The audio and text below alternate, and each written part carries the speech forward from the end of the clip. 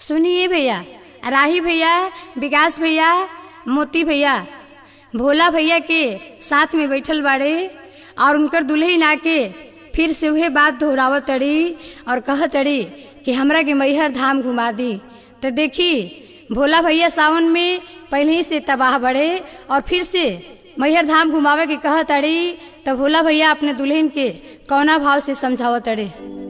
नया नोहरे अभी कन्या बाड़ू, मैहर जाए के काहे जिद कर